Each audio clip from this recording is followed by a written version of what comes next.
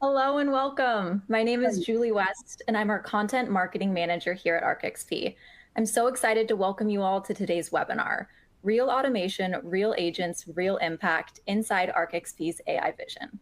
Before we start, I'd like to go through a couple of housekeeping items just to make sure everyone feels comfortable. At the bottom of your screen, you'll see a blue-green widget that allows you to customize your viewing options. The primary widget on your screen is also movable, so feel free to adjust your screen to your preferences. We are recording today's session, and you'll receive an on-demand version after the webinar.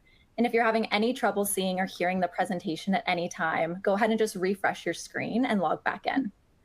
Also, we really want to hear from you and have this be as interactive a conversation as possible. So please take advantage of the Q&A tool. We can see your questions as they come in, and we definitely want to get them answered during our Q&A portion. And with that, I think we're ready to get started. So without further ado, I'd like to introduce Joe Croney, ArcXP's Chief Technology Officer, and Joey Marburger, ArcXP's VP of Content Intelligence. So Joe and Joey, I'll go ahead and kick things off to you. Thank you, Julie, for the wonderful intro. We're excited for the webinar today, talking about automations, agents. Joey and I are here together in New York this week because we've had an exciting set of announcements, including those at the AWS Summit here in New York. And we're excited to show some software, talk a little strategy, and give some insights to where we're going. So by way of introduction, as Julie mentioned, my name is Joe Croney. I'm Chief Technology Officer at ArcXP, responsible for our product strategy, product development, and operations. Spent my career basically half in media, half in technology. And I can't say how excited I am for my team, how quick we're moving, and the innovation taking place in the media industry and in the tech industry overall. It's a great moment for media businesses to reinvent themselves, and for us as a software platform to take advantage of really cool tech that we'll be showing today. Joey. Hi, I'm Joey Marburger, and I'm super excited for this webinar because we've been doing a lot of work in this space for quite a while now, and I've lived through quite a few technology platform shifts throughout my career in media and building software. But AI is obviously different. It's moved, I think, a little past the hype. There's still some hype there, but our strategy vision that we really started setting out well over a year and a half ago, is really starting to prove itself out. So we'll jump right into it. Yeah, I've heard people talking about we're in kind of the third stage of AI right now. In 2023, it was the year of wow. We saw what was potential. Last year was the year of how. And I've heard others talk about 2025 being the year of now for AI. And that's couldn't be more true than for us, right, Joey? Oh, yeah. Yeah. And I was talking with a couple AWS architects last night and reminding them that it hasn't been that long since ChatGPT came out. It has been a while since the original Transformers paper, but it feels like it's been 5 years. But it's only been less than 3. You've been working hard. Yeah, yeah, and also just the moment that we're at in AI, especially related to agents, which AWS is announcing their whole platform for that yesterday, where there's good agents, bad agents, a lot of security concerns, but it really comes down to use cases and having that idea and that kind of aha moment of seeing the value that we're really striving for. So when you think back to our strategy, I know 2 years ago, we really laid out 3 stages for AI. Can you talk a little bit about how that's panned out since we first set that goal for how we approach the market? Yeah. So, first we thought this would be a little linear, and it's starting to kind of really get intermixed. So even though you can see current focus and 2025, 2026, 2026 plus, all of this is actually really happening now. But where we started was focused on workflow prior to more consumer-facing experiences. One, to really get it right and focus on helping our customers produce content more efficiently and in an ethical way, to kind of warm up to using AI. And then out of that and building our platform, we really started to see opportunities for automation. And then thought we'd kind of get the consumer experiences later, but that's already starting to happen now. And we have some exciting things coming. We'll talk a little bit more about later. So in practice, really, workflow and experience led the way here. We thought experiences with AI were going to take a lot longer to achieve. But we've seen in our customers at the post, things like Ask the Post, where we really are engaging customers in a whole new way with AI. And while today is really focused on that second chunk, which is agents, agentic workflows, and going beyond just improving today's workflows, but inventing new workflows with automation. And it's been a pretty rigorous debate about what do we do there. I know the conversation is centered within our team about how much human should there be in the loop of storytelling. Our product engineering leadership team was together just a couple of weeks ago. We had a vigorous debate as to what's the balance going to be? What do we think is ethical in terms of the balance of power, so to speak, between an agent and the newsroom? There was some concern that truly storytellers might be subservient in some ways to agents. On the other end of the spectrum, we've seen agents have a very limited role in some cases that just isn't quite the power. Where do you remember us talking through that and landing, Joey? Well, it was interesting because some of it was really discussion around kind of the security, authentication, permission type space, which is something we're working on. But that's like, if you read around, the internet, a lot of people starting to talk about that related to agents. And it's very important. But we kind of pulled back and I was like, we shouldn't really start there. It's really starting with, the human aspect and not just a technology problem.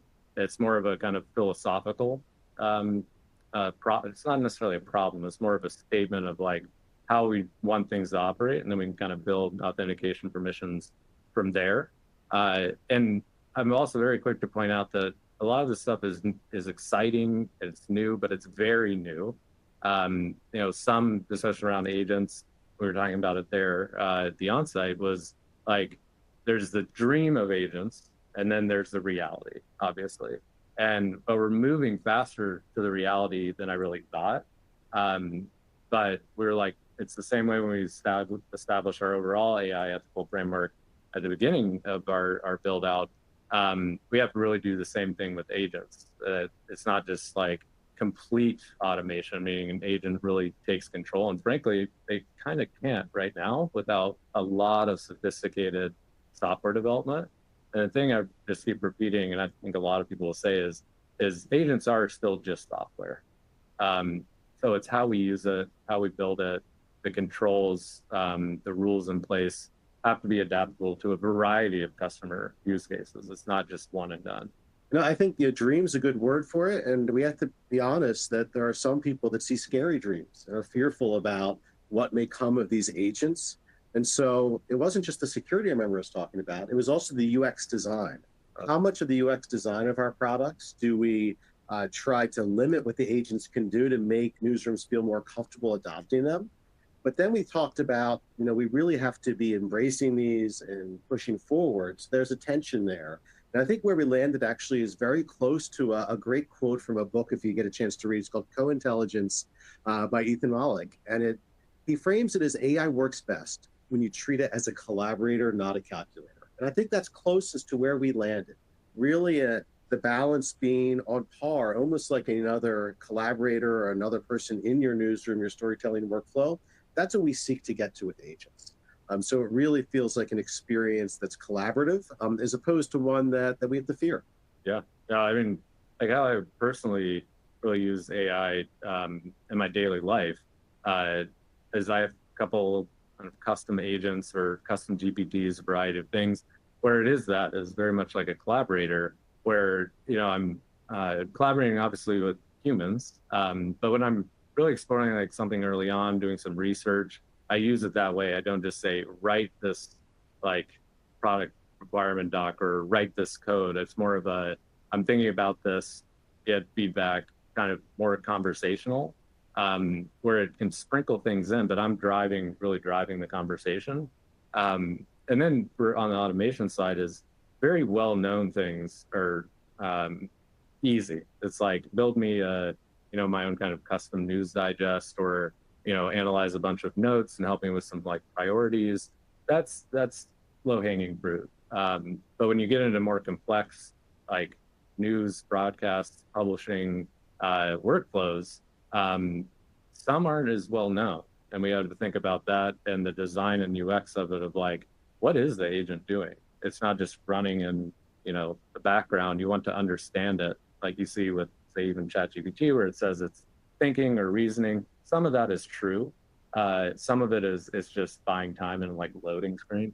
But that's still like a good kind of piece of UX of you just starting to understand what's happening. And we can borrow from what we do with newsroom collaboration today in terms of having observability to what your team member may be doing across the room or across the globe as you work on that story together. So it's pretty cool to see some of these patterns come up. The other pattern I want to mention, I was at MIT a couple of weeks ago in the robotics lab.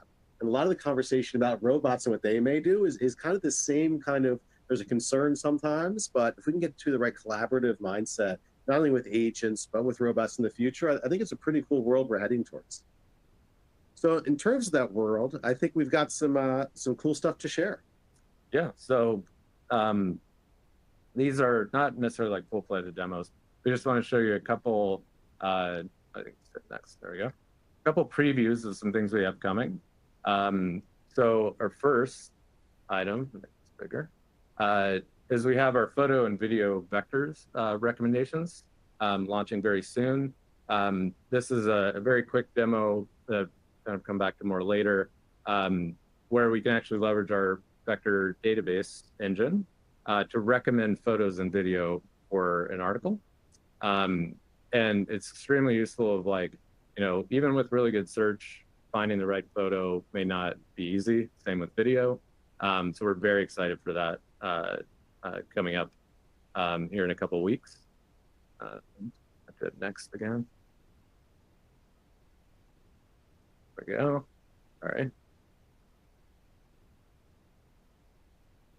There we go.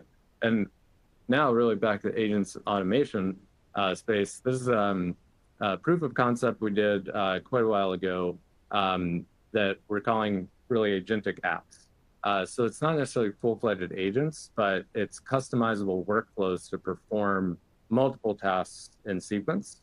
So without having to like click a button or do a chat type thing, as you're writing a story or kind of getting into that drafting, editing mode, in the background, we can run workflows that are copy editing it against your style guide, recommending metadata, recommending a summary, any of the things you would see in Arc Intelligence now, and thinking about them more as workflows. Although they're lightly agentic, they're not taking control. They're not like just going to inject it into the story and publish it. It's like, it's just stuck tiptoeing towards more full automation, where it saves you time and you really see the value from it. So yeah, I mean, those are some of the designs and prototypes where we had those tough conversations about human in the loop. How do we show every single step that an agent went through?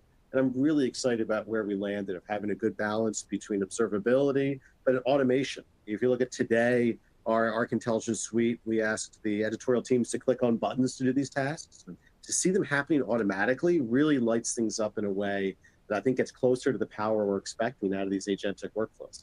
Oh yeah, I mean, I'm obviously biased working at Arc, but I feel like Arc was really built for this moment from a variety of aspects, like being very API first, like segmenting or different applications, a robust security layer, permissions, all these things that frankly, like a lot of, say AI startups out there, others pursuing, AI products, realize like the AI part's kind of the easy-ish part at times. And it's still a lot of software development behind it that we've been building for almost a decade. So we're able to move and build upon our learnings from the non-AI stuff and adapt that to AI. On that note, if we look at the overall product strategy for Arc, we really view ourselves as the AI-powered operating system by media for media. Of course, we're part of the Washington Post. That's our origin story. With the thousands of media sites on our platform, we know that's our home, and it inspires our teams. And we think about the teams that we serve in our customers. They're technical teams that use our APIs, our core CMS, our rendering engine, our great developer community. We think about media teams, content creators that use our creator apps, that use our agentic apps in the future. for really taking their workflows to make efficient personal experiences. And finally, business teams who are making sure that as a media organization, you can grow and succeed into the future through revenue expansion, through things like subscription, identity. And those are other key ingredients for us as we get the hyper-personalization. But the call out for us is really over the last 2 years across all of these dimensions of the operating system. Joe, you've been super successful with your team building what we call the ArcXP Content Intelligence Platform. How has that evolution really changed ARC in your mind? Well, first, I'm like super lucky to get to work on this and have a phenomenal team and colleagues that really make this a reality while we're all kind of learning at the same time and understanding that, especially in this platform shift and with AI changing by the minute, it feels like people ask me all the time how I keep up with it. I'm like, I don't really. I try my best and I read a lot of certain things, newsletters, talk to people, but it's almost impossible. So you have to kind of set out this vision and strategy knowing that it could completely change in a month or a quarter, definitely within a year. But how we've really looked at it is that platform approach from really day one, when we were starting to experiment with the AI editor. And I really looked at it as like, these are kind of common things I think, AI can do. And certain things will improve, like the models will improve, access will improve, new capabilities, et cetera. So we don't need to build all of that. It's more like anticipate that and really start to zero in on our vector database. I really viewed that as like a critical piece for our future. And we've been working on it for a while. The photo video vectors are about to launch and perfecting that for media because there wasn't really a turnkey solution out of the box. And for a moment, we were really the only content system out there that could do a managed vector database really out of the box. And now they're starting to come to fruition and people are seeing it again to improve agents, because I was like, we're going to get to agents, we need to start thinking of like the entire platform. And now it's like we can move even faster. Things are changing so fast. And while we've been building out this content intelligence platform, we've seen our own development teams, our customers, technical teams, media teams, and business teams living in a new world. The other side of AI and agents is that we see business teams really concerned about scraping, about traffic coming from agents, about changes in distribution, changes in sourcing of their audience. And so all that's also playing out in this moment. And so it's exciting to be building our own tools on it, but it is a brave new world for us. So give an inside look at your team, Joey. How are you using AI to build this stuff in the first place? Oh, so we're not really vibe coding. If you look that up. That's what my son does at college right now. Right. We were talking about this last night, and I'm like, there's time and place for it, but maybe for like a quick prototype or something. But how we really use AI is it accelerates certain aspects of development, like writing some testing, looking for efficiencies, maybe if you're stuck on something. But even with some of the best code-centric models out there, there can be behind, right? It's like they'll recommend something that's a little outdated or something that maybe doesn't exist. So it doesn't always save you time. But we really use AI from on the product management side, helping with documentation, giving us analysis, and as I was mentioning before, is using it as a collaborator as well. But predominantly, we're just testing stuff all the time. Yeah. Like the newest thing that comes out, we're looking at it immediately. New models, new IDs, like AWS's launch a few days ago. Using Cursor, you name it. So there's some aspects of dog fooding there, but also like we're learning it the same way everyone else is learning it. And if we're going to be building in this space for a long foreseeable future, you have to live it and you have to be like passionate about it. A comparison I usually make is like being in the medical field and being a doctor is like when there's like the latest advancements in healthcare, medicine, or whatever, you're never stop going to school. And we really look at it that way. I mean, it's a humbling time to see the advances in technology in computer science, but an exciting time as well.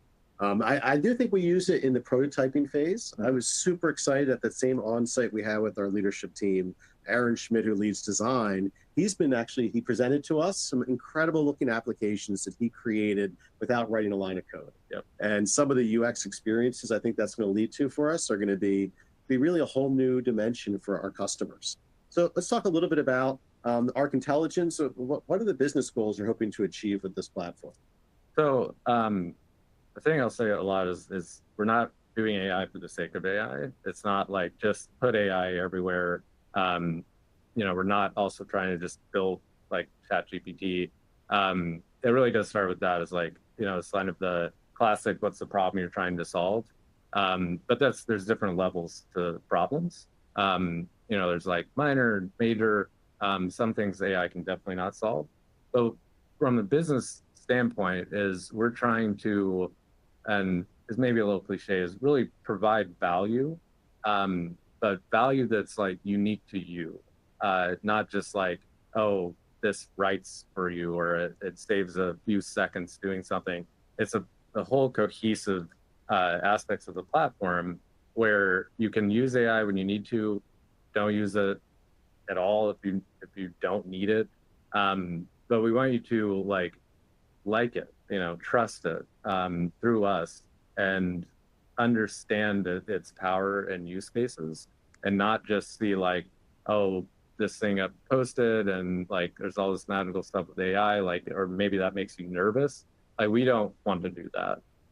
We're live in the news, media and publishing broadcasting space, where we really understand that, and we see us really as the writers of what that framework looks like, because no one else is going to, like, OpenAI is not going to define that. They've done great stuff like defining some like agent, how to build agents, Anthropic with their model context protocol, their like governance aspect. That's great, but they're thinking about every market, every business, globally, and we're very centered on news and media, and we are just like super excited of completing the first big phase build out of vectors, because that's really the completion of that starter vision that now allows us to provide even more value for our customers. 100%. I think you'd be hard pressed to find a newsroom today where there wasn't on someone's screen a consumer ChatGPT window.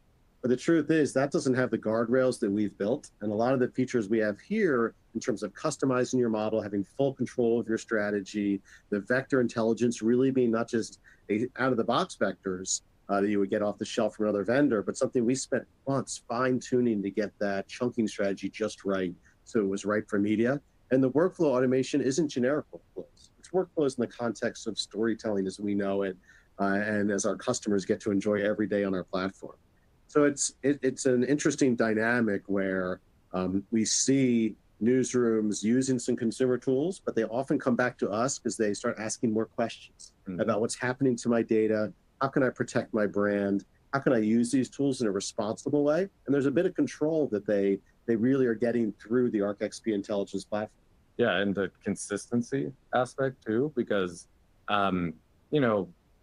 everyone does things a little bit differently, but through our platform is you can have some guaranteed consistency of like following your voice and your brand, controlling your data, like being able to see the usage, which we have some exciting updates about that coming within this quarter, so you can see some of the kind of observability and things we see.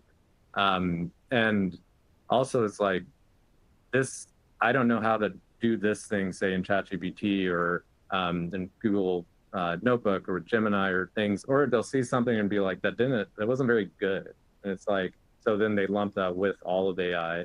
And we look at that too, as if something we create and we're going to put out there for our customers, if it doesn't do really well, that might be the only shot. I mean, I've worked in this industry for a long time, and trust is very important. And, the first time something doesn't go right, it's really hard to reestablish that trust. Now, if you're saying ChatGPT and it just fails or makes stuff up, you're like, oh, ChatGPT, look at you. But that's a very different use case. That might just be like you're using it maybe even just for personal use. But within news and media, like I'm sure many of you know, is like the pain of issuing a correction.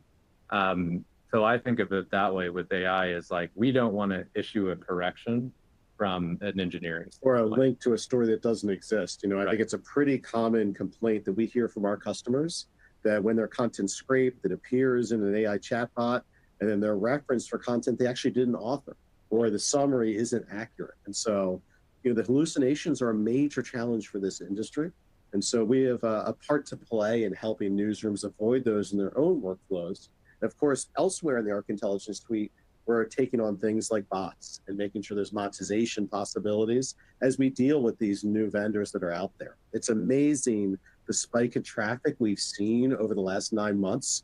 It was so significant that I pushed my team to see if we had something was wrong in our metrics for the system, because it was orders of magnitude more bandwidth being hit from our customers' sites, not by humans, but by bots. Right. And those bots weren't the traditional ones that we've seen for SEO crawling. They were agents. They were training models. So there's a whole new dynamic there that I know is weighing on the minds of business executives, including myself, including those at the Washington Post. And we're hoping to have some tools to address that. On the other end of the spectrum, I think there's some really neat capabilities that are within this Arc Intelligence platform.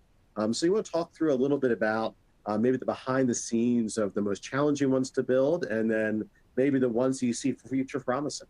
Yeah, so we've spent a long time working on this, and we will be releasing our intelligence API for customer access this quarter, and then moving towards more of a SDK. I'll talk about that in a moment.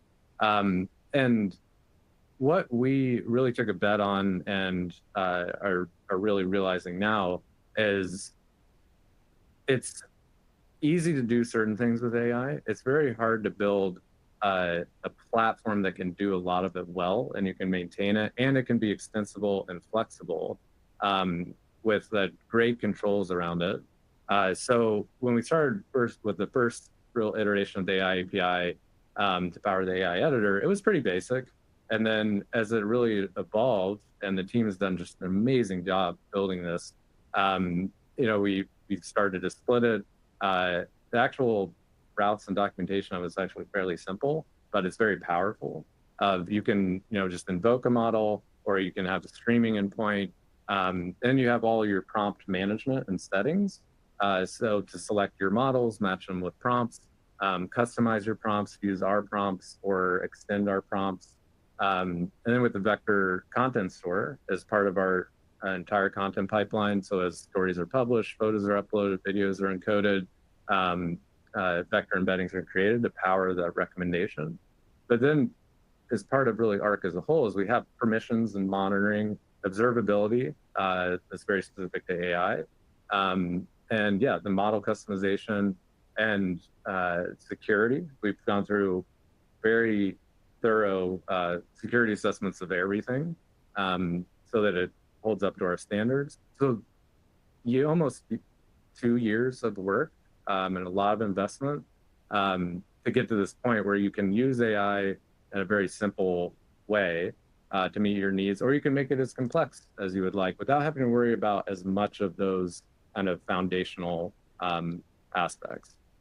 Yeah, I mean, it really reinforces the point. Permissions, monitoring, observability, developer experience, app security, those are the bread and butter of Arc as a platform. And so we had to make sure we honored that tradition as we built this. I think one of the other really interesting things, Joey, here are the items that aren't on this set of capabilities. I remember you and I had some good debates a couple of years ago about, should we build our own model? Should we be training our own model? We've seen our customers do that. And we made a bet early on to say, you know what, we're going to trust that model ecosystem, the LLMs themselves, are going to move so fast with high investment, and we'll give flexibility to our customers to choose the best for their scenario. Has that strategy worked out? Or do you wish, if we went back in time, that we had done that investment to build our own LLM? No, I think we got it right. Also, it's very expensive to build an LLM, and then you have to keep keep doing it, and then even if we use, say, every art customer's data and the Washington Post customer, it we'd probably fall short of the amount of data we would need, and we would obviously never do that without people knowing it. So we looked at it as like the evolution and the pace of how new variations of models were coming out, not just from OpenAI, from all of the foundational model providers. We knew that it was going to meet our needs, and we really needed to focus on that, like the areas around it. So like prompt management, really good prompting, having an opinion or advice on which models perform best for certain use cases, certain prompts, and certain languages, certain certain customers. And that's actually been a real fun part of this as well, is working with customers on this, where we're kind of figuring some of this out together, but also like almost consulting and brainstorming to pass on what we've learned, and then learn from them of like because a lot of our customers are doing their own AI build outs and experimentation, which is great, and I think everyone should do to really learn. And frankly, it's like I, even with vectors, was thinking maybe there'll be a more turnkey solution would come, but I wasn't really wanting to wait for it, and also realized we needed more full control of that. And then it wasn't too long, actually it was only a couple months before we released our vector stories for text, that OpenAI has their own vector store, but it's still all through the API, has a lot of limitations to it. It's more for files. But we didn't want to offload there. So like that was the thing that I'm like, we really need to build all aspects like end to end, instead of say focusing more on just like trying to kind of wrangle a model. Yeah, I'm glad you had that foresight. CTO, I'm not only thinking about our security and AppSec concerns, I'm thinking about our lean, agile teams, where they invest, how fast they can move, and I'm thinking about the cost profile of my investments long term. And so, one of the takeaways we've had is the media industry hasn't always gotten that balance right. Sometimes we've built too much, we've taken more than we can chew, and we don't get ROI out of this. I feel like this has been a good example of where we thought carefully about where we should invest, where it mattered for our business, and where it mattered for our customers. Right. And it's working out pretty well, but the future is still uncertain. There's new tools every day that our team's looking to use, new scenarios from our customers, and with the changes in business models in media itself, I think we may be looking at removing some of the layers to this AI platform as we work together. And I know you talk about a flywheel effect for this platform. I love that terminology in terms of using AI as an accelerator for the newsroom.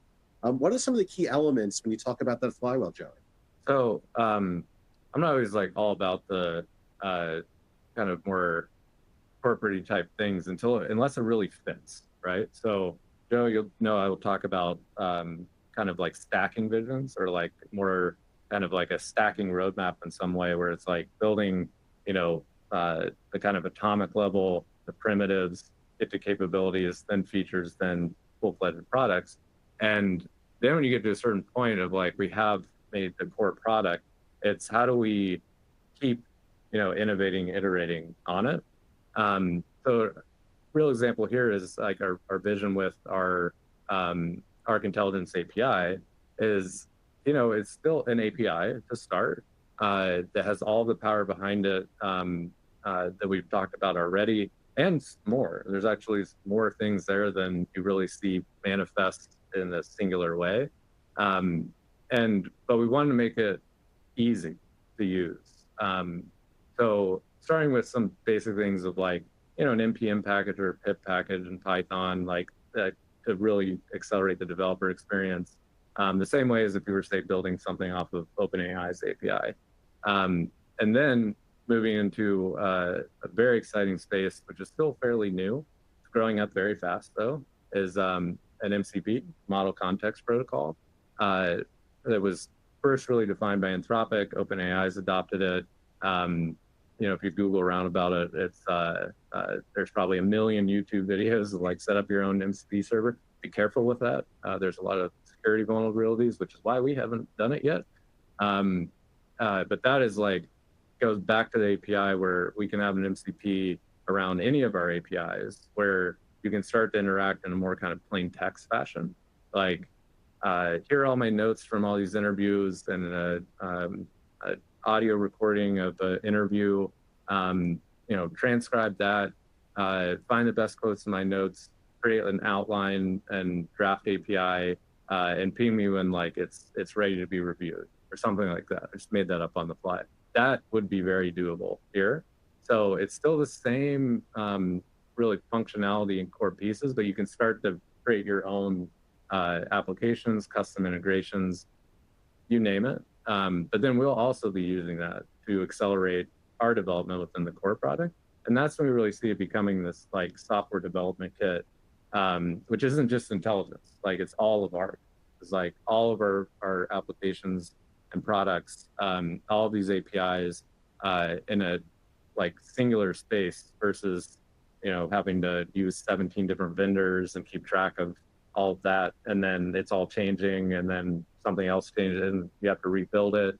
We want this to just be this continuous kind of update, upgrade path where you don't have to worry about some of those kind of very important, but maybe not very important to your daily business routine that we can worry about around, new innovations, security, permissions, access, all new models, you name it. We can start putting this into this and it continues to accelerate. Well, it's really the innovation that we're doing, our customers can do to take advantage of these components together. That's the flywheel that you're referring to. What comes to mind to me is throughout my career, I've always been asked the question, when's the feature done?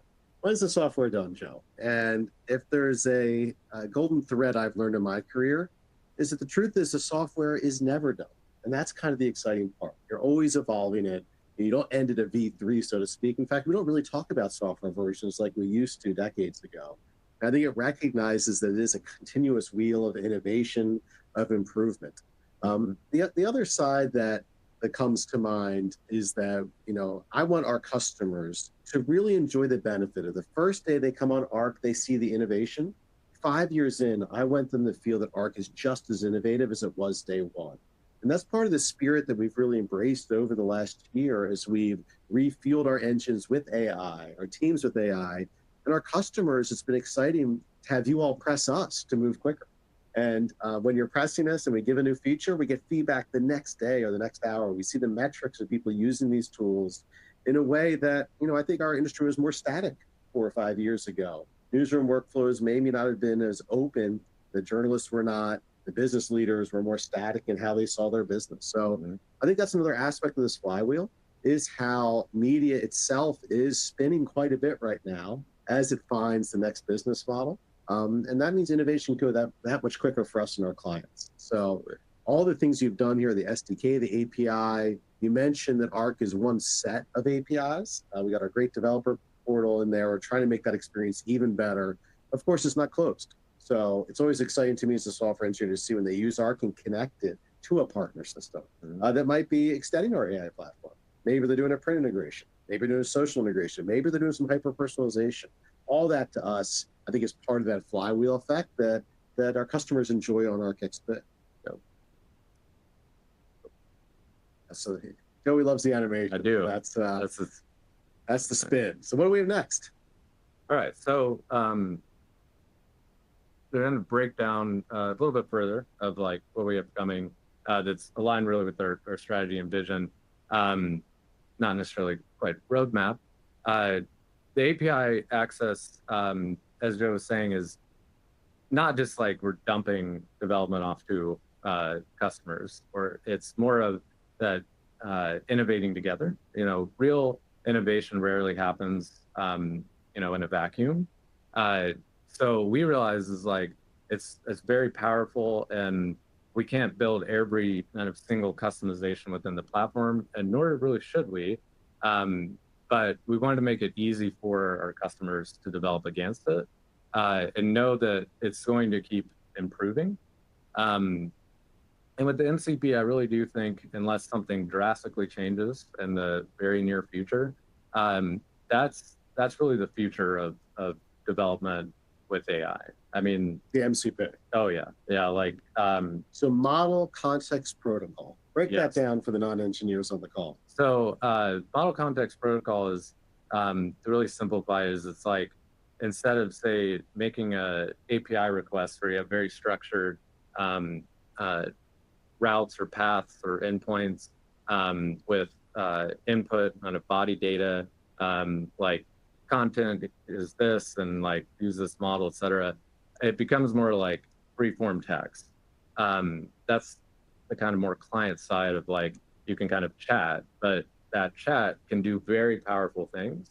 Like if you think about ChatGPT again, you could ask it to do something that you really know it can't do, and it kind of tries, because that's really just running the prompt against the model. But they've started to attack on tools such as like add a file to the context or use web search, things like that. That starts to kind of get towards MCP. A very great use case, and you'll see a lot of this out there, is MCPs interacting with databases. So I think one of the first kind of like Hello World demos I saw with Anthropic and putting in Claude Desktop was plain text communication with an SQL database, SQL table. So it's like create this new table, query it, add this data, et cetera, which would take a lot longer to actually spin up, build, write the code for all those interactions. MCP knows what it can do. So it knows what tools it has access to. So like, can I query database? Yes. What's that database schema? Okay, user wants this. I'll write the query to the database, perform it, confirm it, send it back. So it's almost like a little bit of an agent, but not really. But it's also critical to agents and automation, because if you think about it, MCPs can talk to other MCPs too. So they're like these huge tool chests. So if an agent's like, I need to do these 3 tasks, I'm going to leverage this MCP, run this prompt, query this vector database, and have that all working together to move very quickly. So it's almost like they're the new apps, the way to kind of truly sum it up. And then that will move us to agents, which we're going to talk a little more about the workflows from the proof of concept I showed earlier, and then starting to leverage IFX to further our automation solutions. And this is, for example, that stacking vision you mentioned. We started with the API, the MC comes next, then agents. And then we see our customers experimenting with these tools. We see the platform vendors coming out with their own variations of these themes. But each one of these is done purpose-built for media. And I think whether that's an agent we're designing or the intelligence API, that comes through in the actual services that we provide there. Right. And it's pretty interesting to think about how quickly we've moved over the last couple of years. And one of my favorite podcasts these days is People vs. Algorithms, highly recommend it. But actually, they had a quote back in 2022 that suggested that, like a good personal editor, expect AI to automate do sourcing, synthesis, and presentation of content in increasingly bespoke ways. And that was a couple of years ago, that vision, and now it's real. Now that we're seeing those agents are able to do those kind of things, it's an exciting dynamic to see that even a couple of years ago, there was that dream of what was possible, and now we've arrived. Mm-hmm. And so when it comes to agents building on top of MCPs on the intelligence API, we really see that collaborative mindset becoming possible we spoke about earlier with the tooling. And so agentic apps is what we're seeking to do next. We have our creator apps that you all know, WebSched, Composer, Video Center, Photo Center, Audio Center is going to be coming soon. Those are all kind of our classic apps designed around newsroom workflows that didn't have the advancements of AI. And we are thinking about a whole new character of applications we call agentic apps that will be in some cases an evolution of things like Composer, in other cases maybe a dramatic departure in the UX and workflow that we expect our customers to take advantage of as they're telling content. What do we have to share here? So videos. There we go. All right, so this is kind of a quick video, a little deeper dive of like running kind of a workflow, which is kind of the start of like an agentic workflow.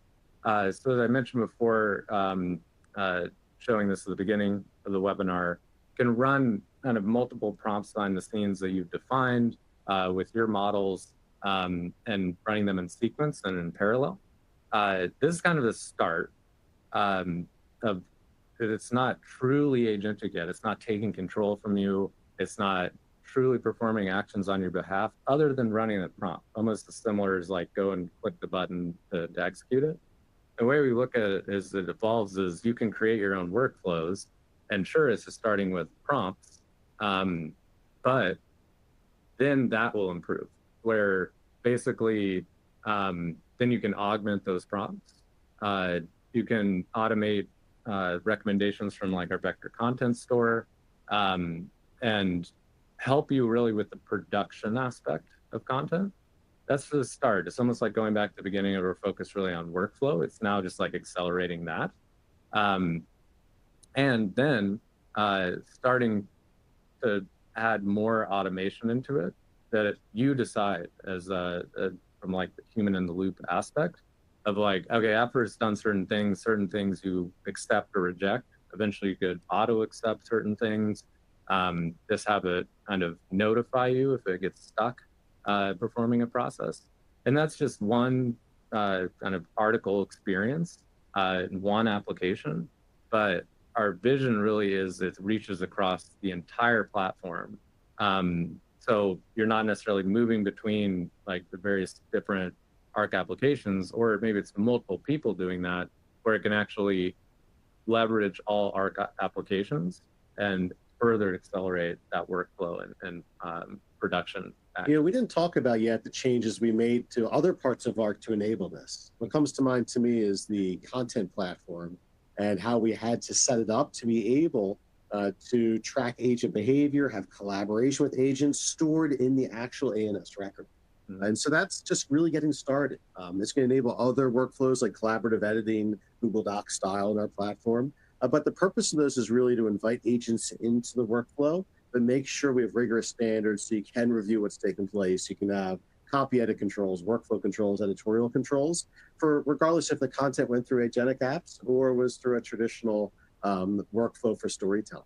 One thing is this is all built on Arc Intelligence. So I think it's important that we talked about the abstraction, where within Arc, for every prompt, you get to choose as a customer which model is used. And that's not just one model for everything. Every action, you can choose whether you want Anthropic for one, Bedrock for one, OpenAI for another.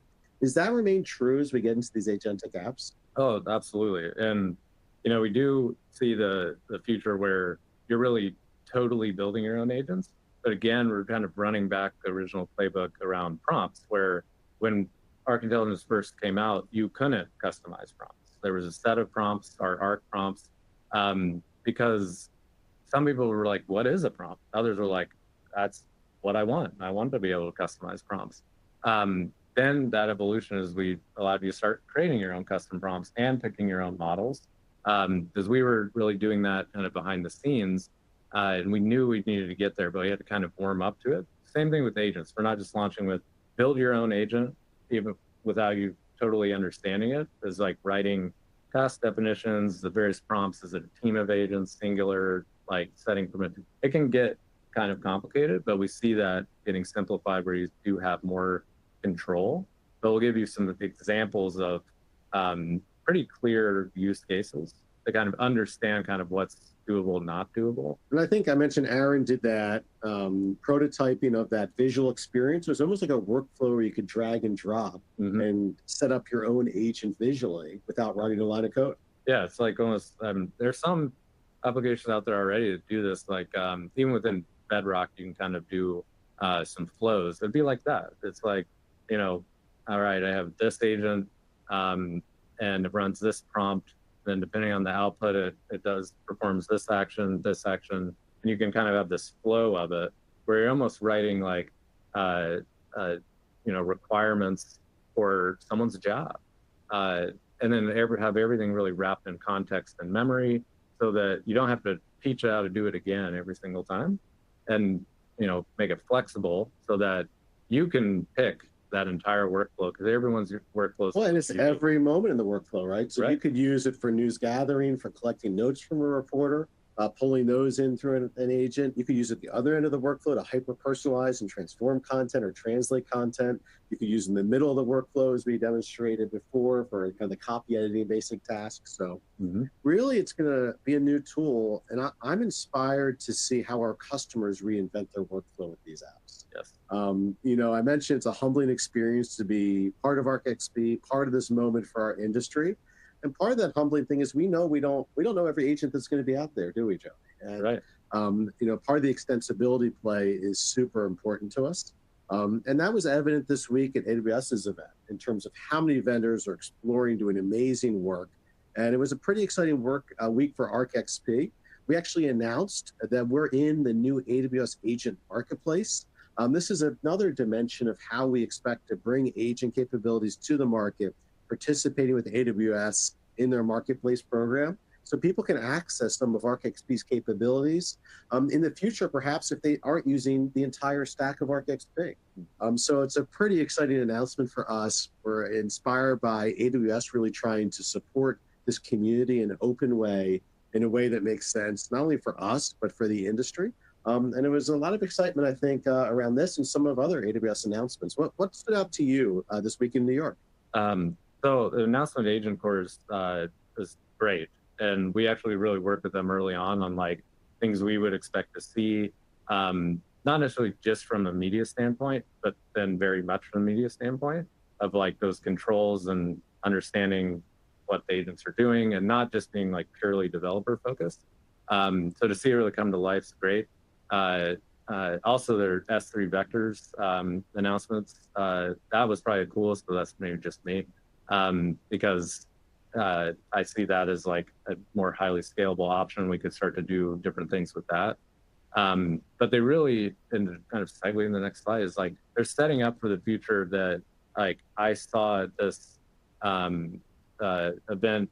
We've really been traveling the world, haven't we? Hearing different ideas. Do you hear similar patterns? I mean, I certainly do. Whether I'm in the UK or in Krakow or the West Coast or in Latin America, like it's amazing how these use cases, the patterns really are quite clear. And maybe that reflects that while the stories we tell globally are quite different and the editorial standards are different, the angles, the actual workflow of media maybe isn't that divergent. I mean, what were some of the ones that popped out at this conference? So this is at Al Jazeera's AI conference in Doha back in January. And this is a slide I took this very crooked photo of from OpenAI evangelist and developer who's worked on like a lot of very media-centric AI use cases. And this was his potential AI agent impact in media. I think this list could be 10 times as long as this. You think they used AI to create this list? I think he actually said that. Okay. And that he did use it, but then went back and refined it. But his message there is that it's kind of infinite. Some of these are he's not a journalist or really worked within media. Some of these things seem obvious, but his message and what I really took from that was that it's going to change a lot of aspects of work. And to really get ahead of that is to start thinking about your workflows and some of the things that you would like AI to help with, and then start to kind of stack them together. And think less about like, oh, AI is going to take my job. Because if you really think about it, it's not really there yet. I mean, that could be a whole other discussion. But like, there's certain, if you talk to a reporter, for instance, my friends are reporters, is the stuff they don't want to do, that they kind of have to do. And that's always building. It's always stacking. It's like, all right, this new social platform launch, we got to do this like new thing. This new tagging standard, this new highline I have to add in. Right. And they're like, I really just want to, write news and break stories and be deeply sourced and all this. Some things that agents may never be good at. So it can start to give you some time back. And what would you do at that time? It's like, not just maybe write more stories. It's like, think about things a little different, because usually it's so fast paced that you're on to the next thing and you don't really have that moment to think like, how can I really grow our audience, or what are things that people are missing out on? And if you start to fill certain parts of your workflow and job with agents in a very trustworthy way, you can get some of that time back. Speaking of time, I think we're getting close on the end Yes. of the webinar. So we have a couple more topics. I think if we zoom out, this technology, these agents, the products Arc's creating are in the context of an industry that's in a lot of change. And so some of the key paradigm shift that we've identified with our customers within the Post, ArcXP, is that direct traffic is certainly declining. And that younger audiences like millennials and Gen Z, it's even more steep. We see AI itself isn't driving visitors. All these tools are super powerful. When people are getting a summary of our content in a chat experience, they're not coming to our site. So that referral traffic isn't nearly as robust. Then finally, this is the part that the two are really concerning things for our businesses. The third track is expectations for news UX is really evolving. We see audiences wanting to be co-collaborators in the content. And I know we've talked a lot about kind of this audience 3.0 concept. We went from audience 1.0 that was passive a decade plus ago to audience 2.0, which is kind of what social got into with interactive users. And audience 3.0 is really what we're hoping these tools will help us to address. And that's an audience that wants to be a co-creator, a stakeholder in the content. They want immersive and adaptive content. They want the content to meet them where they are, whether it's in video or audio or in the car or in their classes. And they want ownership and influence. And all of these things are a challenge to our industry, but also an opportunity. We see that with AI, with these trends, there's a moment where we don't have to repeat what occurred in our industry in the days of SEO. As we look at Google Zero, that's scary, but it's an opportunity for what comes next. And one of the themes I've been hearing is really about audiences, owning your audience, getting back to the basics, actually, that our industry was founded on. And so zooming way out to ARC's mission, it's certainly true today, just as it was years ago, that we believe in the power of storytelling to change the world. And with AI and our innovative digital platform, we really believe we can propel modern media businesses to sustainable, independent, and aggressive growth. So I think that's what we had today. Joe, any closing thoughts before questions? No, I want to jump right in questions. I've been seeing them kind of go by. I'm very excited about them. Julie, could you help us out? Pick out a few. Yes, absolutely. So we had a few questions that have come in. Just to start out, we talked a little bit about use cases. So we have a specific one here. A use case we are interested in is about ingesting data collected by reporters on the field in the form of audio, video, image, and text through WhatsApp, and having an agent interacting with them on WhatsApp to organize the data and create a draft of an article. How could we use ARC agents to deliver that? Great scenario. Joey, I think we got this. I love this. So this is one of the scenarios of like why we want to make the API available. So this isn't something we have like out of the box today, but it's coming soon. And this gets back to this capabilities and the extensibility of the platform, is that through the API, and we do have another project that we're not quite talking about yet, that's tentatively called Arc Notebook. I think we've talked about that in some of our product webinars as one we're experimenting with. It is this scenario. Yes, it really is, which is very validating.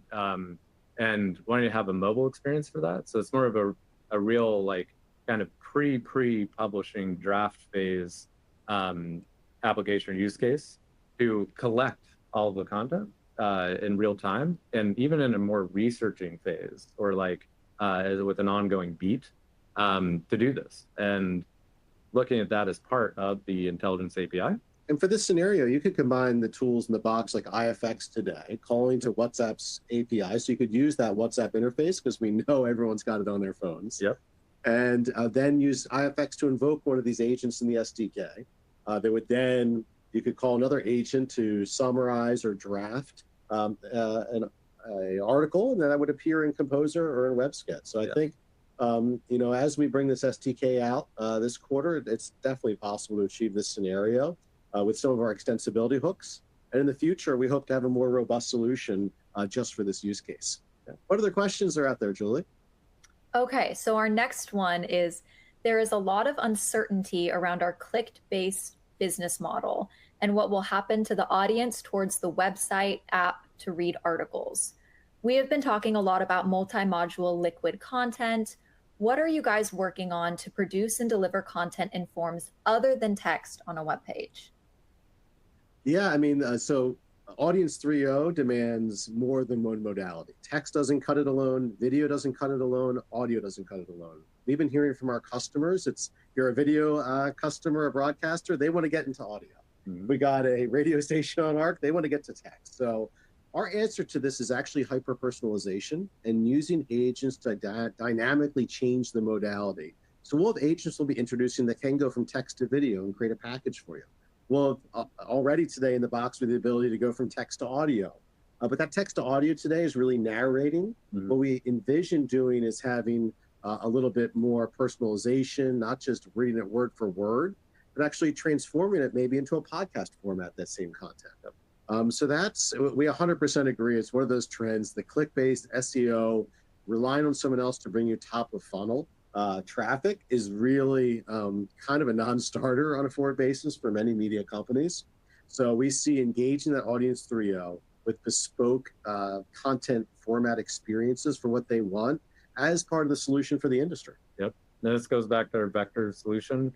Having all of their content multimodal content, meaning photo, video, audio, text, in a vector embedding format makes this vastly easier. It's not just like purely generate a video that looks kind of weirdish and might be some of the kind of AI slop stuff. It's your content that can be augmented more rather than necessarily pure generation to really make your content more portable. So that is coming. And as I mentioned, we're building audio support into our platform as a first-class citizen, and it's just for this scenario. It's not because we're targeting podcasters. Instead, it's given us the ability to get to that modality because we know it's so important for today's audience. Yep. Okay, our next question. I know we're a little bit over, but let's try to get to at least one more. We're in a place where we want to be able to track and know what AI bots are hitting our website. We have been in discussion with Tollbit and other providers to help us. Also with Cloudflare announcing their AI scraper detector and trying to leverage access for those who will pay for the content. So with everything that is happening, does ArcXP have any initiatives coming in this area? We do. In fact, out of the box, every day ArcXP blocks thousands of bots that are coming at your site. And so we have the ability to include in that protection against AI bot crawlers, as well as state actors, as well as botnets. That's something our platform has always had. But what was exciting about the Cloudflare announcement was really taking a much more aggressive use of those tools. And so we have things like Akamai Bot Manager that some of our customers enjoy. We recently released a Datadome partnership. All these tools are designed to give our customers more fine-grained control to implement their strategy for bot management. So it's definitely top of mind for us. Love the work Tollbit's doing here. Really as an industry, it's cool to see people rally around and recognize that we should see our content as premium, as high value, and not something that should just be given away for free. Okay, let's do one more question because I think we want to get to it. The behind the scenes auto flows are cool. Great to see the progress here. I think when our business engaged ArcXP on AI last year, the big sticking point was being able to plug in our own enterprise LLM. Will that be a possibility with some of these flows so that the returns are tailored to us? Great question. Yeah, great question. So our approach really is to be model agnostic, but it kind of depends really on what enterprise LLM means. Some of it we've gotten these requests from customers and come to find out it's just a model we already provide, but they want some fine tuning to it, which we could do. But if there's a very specific model, it's something we can definitely work on. And there's more models out there than we make available through the API because there's either like it's a very extreme edge use case or maybe we just don't know if there's value in it. But one, through AWS with Bedrock, they have LLM Marketplace that we're looking at to bring more bespoke models from like Hugging Face and other providers. But the short answer is yes, but it depends really on what that is. Though we do see that growing for sure. Yeah, some other kind of behind the scenes we have announced recently at the Washington Post is moving to the latest version of ARC. The Washington Post, for their Ask the Post feature, actually has their own LLM based on Llama, and they had the same conversation. So we are going to be building in at a software level the ability to call into someone's kind of custom LLM they may have fine-tuned or developed, and so that's something we haven't productized today. Technically, it's possible, and so we'd love to hear more about the scenario and see how we can get that extensibility hook in the works. Yeah. Great. Well, thanks so much, Joe and Joey. And the last question is one that I can answer. And it's, is this session recorded so I can view it later? The answer is yes. So definitely keep an eye on your inbox for the on-demand recording, which will be available very soon. Thank you all so much for joining today. We really appreciate your time and engagement and questions. And we look forward to seeing you at a future webinar or event. Until then, take care. Bye, everyone. Thanks all.